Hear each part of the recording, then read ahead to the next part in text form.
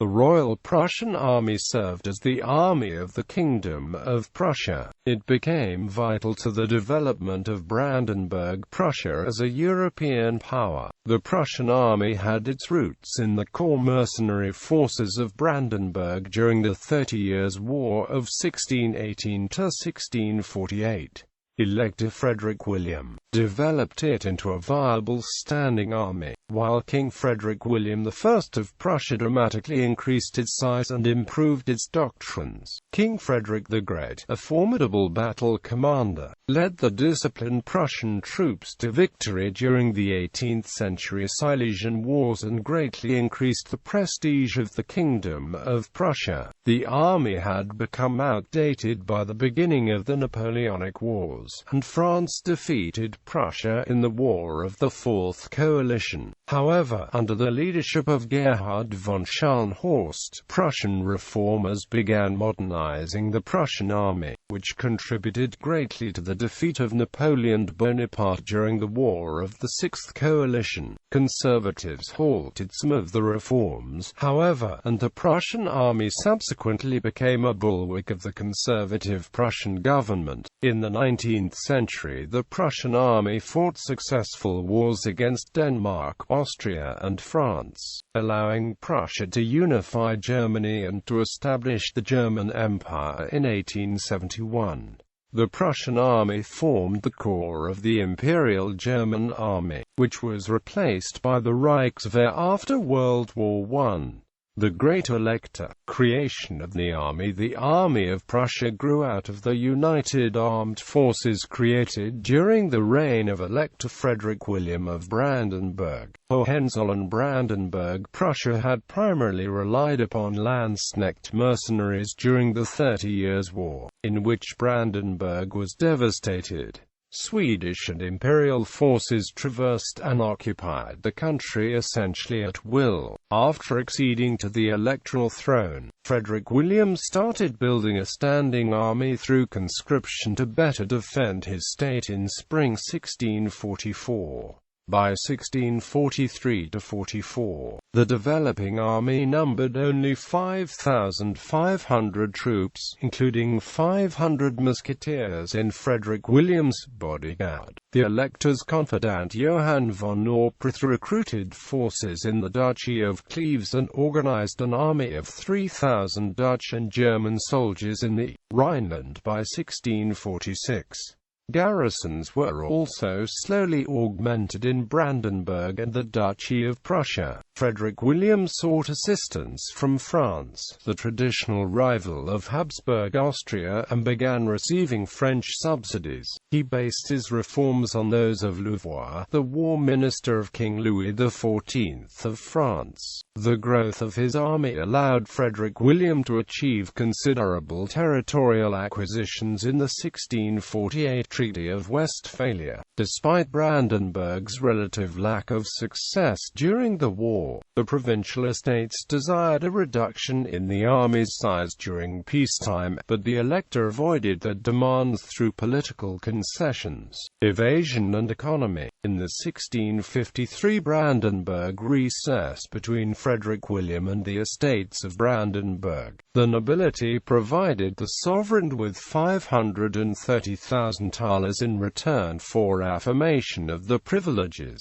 The Junkers thus cemented the political power at the expense of the peasantry. Once the Elector and his army were strong enough, Frederick William was able to suppress the estates of Cleves, Mark and Prussia. Frederick William attempted to professionalize his soldiers during a time when soldiers of fortune were the norm. In addition to individually creating regiments and appointing colonels, the Elector imposed harsh punishments for transgressions, such as punishing by hanging for looting, and running the gauntlet for desertion. Acts of violence by officers against civilians resulted in decommission for a year. He developed a cadet institution for the nobility, although the upper class was resistant to the idea in the short term. The integration of the nobility into the officer corps allied them with the Hohenzollern monarchy in the long term. William. Field marshals of Brandenburg-Prussia included Erfelinger, John George II, Span and Spa. The Elector's troops traditionally were organized into disconnected provincial forces. In 1655, Frederick William began the unification of the various detachments by placing them under the overall command of Spa. Unification also increased through the appointment of General Kriegskommissar Platen as head of supplies. These measures decreased the authority of the largely mercenary colonels who had been so prominent during the 30 Years' War. Campaigns of the Great Elector. Brandenburg-Prussia's new army survived its trial by fire through victory in the 1656 Battle of Warsaw. During the Northern Wars, observers were impressed with the discipline of the Brandenburg troops, as well as the treatment of civilians, which was considered more humane than that of their allies, the Swedish army. Hohenzollerns' success enabled Frederick William to assume sovereignty over the Duchy of Prussia in the 1657 Treaty of Wehlau, by which Brandenburg-Prussia allied itself with the Polish-Lithuanian Commonwealth. Despite having expelled Swedish forces from the territory, the Elector did not acquire Vorpommern in the 1660 Treaty of Oliva, as the balance of power had been restored. In the early 1670s, Frederick William supported imperial attempts to reclaim Alsace and countered the expansion of Louis XIV of France. Swedish troops invaded Brandenburg in 1674 while the bulk of the Elector's troops were in winter quarters in Franconia. In 1675 Frederick William marched his troops northward and surrounded Wrangel's troops. The Elector achieved his greatest victory in the Battle of Fehrbellin, although a minor battle. It brought fame to the Brandenburg-Prussian Army and gave Frederick William the nickname, the Great Elector. It also destroyed the reputed invincibility of the Swedish Carolinian Army. After Sweden invaded Prussia in late 1678, Frederick William's forces expelled the Swedish invaders during the Great Sleigh Drive of 1678–79. Thomas Carlyle compared the wintertime Swedish retreat to that of Napoleon from Moscow. Frederick William built the Hohenzollern army up to a peacetime size of 7,000 and a wartime size of 15,000–30,000. Its success in battle against Sweden and Poland increased Brandenburg-Prussia's prestige, while also allowing the Great Elector to pursue absolutist policies against estates and towns. In his political testament of 1667, the Elector wrote, "Alliances, to be sure, are good, but forces of one's own still better. Upon them one can rely with more security, and a lord is of no consideration if he does not have means and troops of his own." The growing power of the Hohenzollerns in Berlin led Frederick William's son and successor, Elector Frederick III, to proclaim the Kingdom of Prussia with himself as King Frederick I in 1701. Although he emphasized Baroque opulence and the arts in imitation of Versailles, the new king recognized the importance of the army and continued its expansion to 40,000 men. The soldier king, Frederick I, was succeeded by his son, Frederick William I. The soldier king, obsessed with the army and achieving self-sufficiency for his country. The new king dismissed most of the artisans from his father's court and granted military officers precedence over court officials. Ambitious and intelligent young men began to enter the military instead of law and administration. Conscription among the peasantry was more firmly enforced, based on the Swedish model. Frederick William I wore his simple blue military uniform at court, a style henceforth imitated by the rest of the Prussian court and his royal successors. In Prussia, pigtails replaced the full-bottomed wigs common at most German courts. Frederick William I had begun his military innovations in his Kronprinz regiment during the War of the Spanish Succession. His friend, Leopold I, Prince of Anhalt-Dessau, served as the royal drill sergeant for the Prussian army. Leopold introduced the iron ramrod, increasing Prussian firepower, and the slow march, or goose step. He also vastly increased the role of music in the army, dedicating a large number of musician troops, especially drummers and fifers,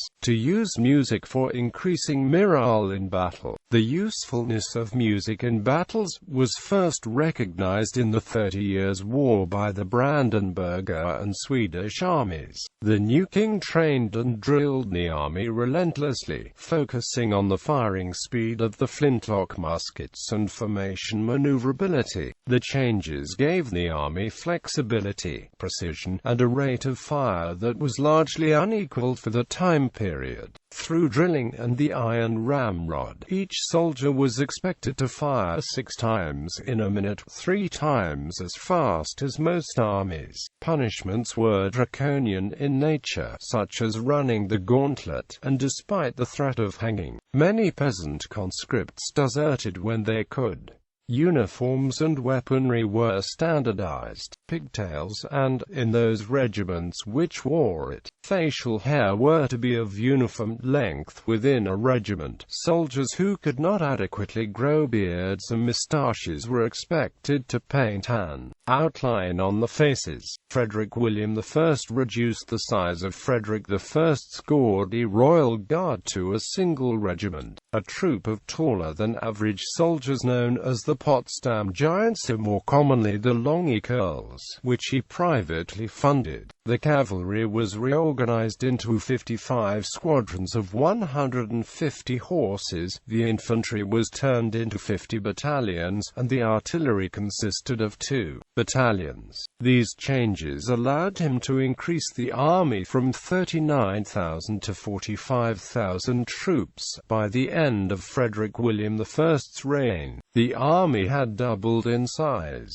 The General War Commissary, responsible for the army and revenue, was removed from interference by the estates and placed strictly under the control of officials appointed by the king. Frederick William I restricted enrollment in the officer corps to Germans of noble descent and compelled the Junkers, the Prussian landed aristocracy, to serve in the army. Although initially reluctant about the army, the nobles eventually saw the officer corps as its natural profession. Until 1730, the common soldiers consisted largely of serfs recruited or impressed from Brandenburg, Pomerania and East Prussia, leading many to flee to neighboring countries.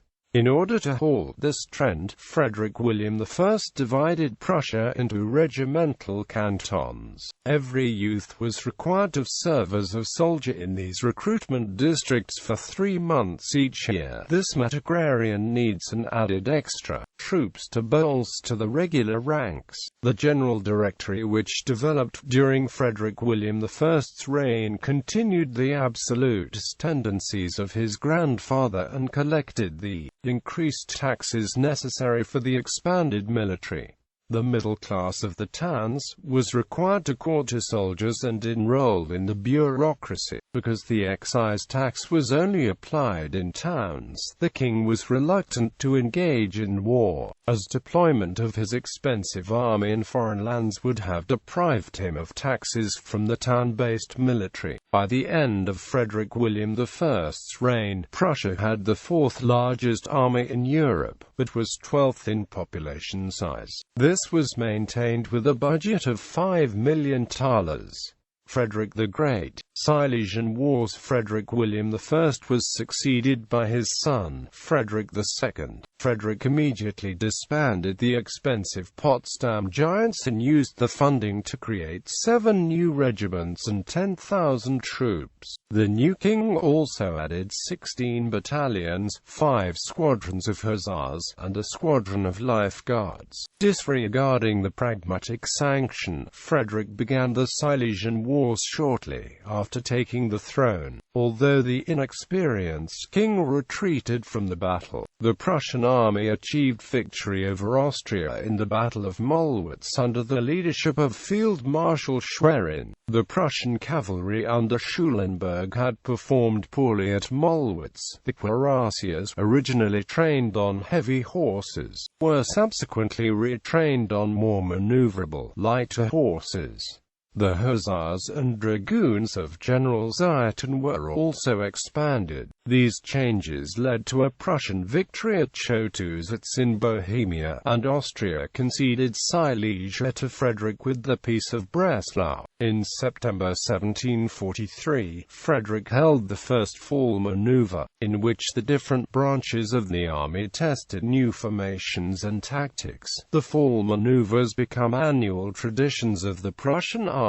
Austria tried to reclaim Silesia in the Second Silesian War. Although successful in outmaneuvering Frederick in 1744, the Austrians were crushed by the king himself in the Battle of Hohenfriedberg and the Battle of Soor. The Prussian cavalry excelled during the battle, especially the Zieten hussars. For his great services at Hohenfriedberg, the close fellow of King Frederick, Hans Karl von Winterfeldt, rose to prominence. Austria then allied with its traditional rival, France. In the diplomatic revolution, Austria, France, and Russia were all aligned against Prussia. Frederick preemptively attacked his enemies with an army of 150,000, beginning the 7 Years' War. The Austrian army had been reformed by Kaunitz, and the improvements showed in the success over Prussia at Kolin. Frederick achieved one of his greatest victories, however, at Rossbach,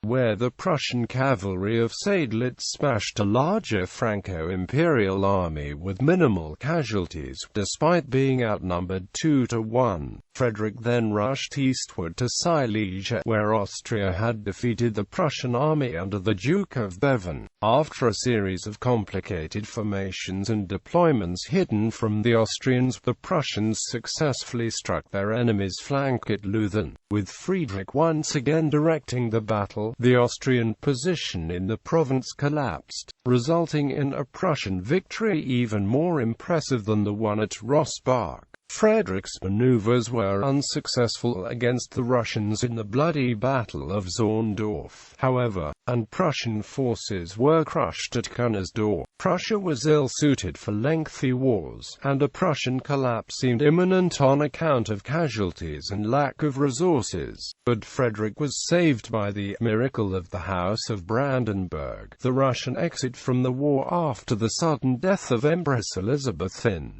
1762.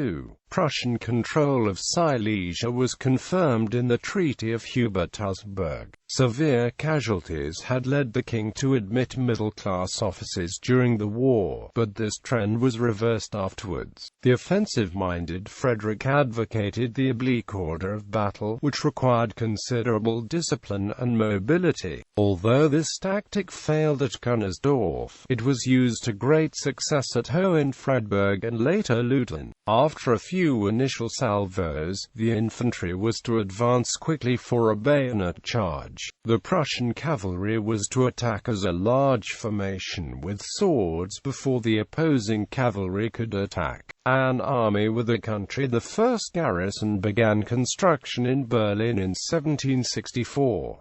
While Frederick William I wanted to have a mostly native-born army, Frederick II wanted to have a mostly foreign-born army, preferring to have native Prussians be taxpayers and producers. The Prussian army consisted of 187,000 soldiers in 1776, 90,000 of whom were Prussian subjects in Central and Eastern Prussia. The remainder were foreign volunteers or conscripts. Frederick established the Gardes du Corps as the Royal Guard. Many troops were disloyal, such as mercenaries or those acquired through impressment, while troops recruited from the canton system displayed strong regional and national pride. During the 7 Years' War, the elite regiments of the army were almost entirely composed of native Prussians. By the end of Frederick's reign, the army had become an integral part of Prussia. Prussian society and numbered 200,000 soldiers. The social classes were all expected to serve the state and its army, the nobility led the army, the middle class supplied the army, and the peasants composed the army. Minister Friedrich von Schroeter remarked that Prussia was not a country with an army, but an army with a country. The Napoleonic Wars. Defeat Frederick the Great's successor, his nephew Frederick William II, relaxed conditions in Prussia and had little interest in war. He delegated responsibility to the aged Charles William Ferdinand, Duke of Brunswick, and the army began to degrade in quality. Led by veterans of the Silesian Wars, the Prussian army was ill-equipped to deal with revolutionary France. The officers retained the same training, tactics and weaponry used by Frederick the Great some 40 years earlier. In comparison, the Revolutionary Army of France, especially under Napoleon Bonaparte, was developing new methods of organization, supply, mobility, and command. Prussia withdrew from the First Coalition in the Peace of Basel, ceding the Rhenish territories to France. Upon Frederick William II's death in 1797, the state was bankrupt and the army outdated. He was succeeded by his son, Frederick William III, who involved Prussia in the disastrous Fourth Coalition. The Prussian army was decisively defeated in the battles of Saalfeld, Jena and Auerstedt in 1806. The Prussians' famed discipline collapsed and led to wide-scale surrendering among infantry, cavalry and garrisons, while some Prussian commanders acquitted themselves well, such as Listock at Eylau, Gneisenau at Kolberg, and Blucher at Lübeck. They were not enough to reverse Jena-Auerstedt. Prussia submitted to major territorial losses, a standing army of only 42,000 men, and an alliance with France in the Treaty of Tilsit. Reformed. The defeat of the disorganized army shocked the Prussian establishment, which had largely felt invincible after the Frederician victories. While Stein and Hardenberg began modernizing the Prussian state, Scharnhorst began to reform the military. He led a military reorganization committee, which included Gneisenau, Grollmann, Boyen, and the civilians Stein and Koenen. Clausewitz assisted with the reorganization as well. Dismayed by the populace's indifferent reaction to the 1806 defeats, the reformers wanted to cultivate patriotism within the country. Stein's reforms abolished serfdom in 1807 and initiated local city government in 1808. The generals of the army were completely overhauled. Of the 143 Prussian generals in 1806, only Blucher and Tauentzian remained by the Sixth Coalition. Many were allowed to redeem their reputations in the War of 1813. The officer corps was reopened to the middle class in 1808, while advancement into the higher ranks became based on education. King Frederick William III created the War Ministry in 1809, and Scharnhorst founded an officers' training school, the later Prussian War Academy, in Berlin in 1810. Scharnhorst advocated adopting the levée en masse, the universal military conscription used by France. He created the Krumper system, by which companies replaced 3 to 5 men monthly, allowing up to 60 extra men to be trained annually per company. This system granted the army a larger reserve of 30,000 minus 150,000 extra troops. The Krumper system was also the beginning of short-term compulsory service in Prussia, as opposed to the long-term conscription previously used since the 1650s, because the occupying French prohibited the Prussians from forming divisions. The Prussian army was divided into 6 brigades, each consisting of 7 to 8 infantry battalions and 12 squadrons of cavalry. The combined brigades were supplemented with 3 brigades of artillery. Corporal punishment was by and large abolished, while soldiers were trained in the field and anti-riot tactics. Scharnhorst promoted the integration of the infantry, cavalry, artillery, and engineers through combined arms, as opposed to the previous independent states. Equipment and tactics were updated in respect to the Napoleonic campaigns. The field manual issued by York in 1812 emphasized combined arms and faster marching speeds. In 1813, Scharnhorst succeeded in attaching a chief of staff trained at the academy to each field commander. Some reforms were opposed by Frederick-Prussian traditionalists, such as York, who felt that middle-class officers would erode the privileges of the aristocratic officer corps and promote the ideas of the French Revolution. The army reform movement was cut short by Scharnhorst's death in 1813, and the shift to a more democratic and middle-class military began to lose momentum in the face of the reactionary government. Wars of the Sixth and Seventh Coalition. The reformers and much of the public called for Frederick William III to ally with the Austrian Empire in its 1809 campaign against France, when the cautious king refused to support a new Prussian war. However, Schill led his Hussar regiment against the occupying French, expecting to provoke a national uprising. The king considered Schill a mutineer, and the major's rebellion was crushed at Stralsund by French allies.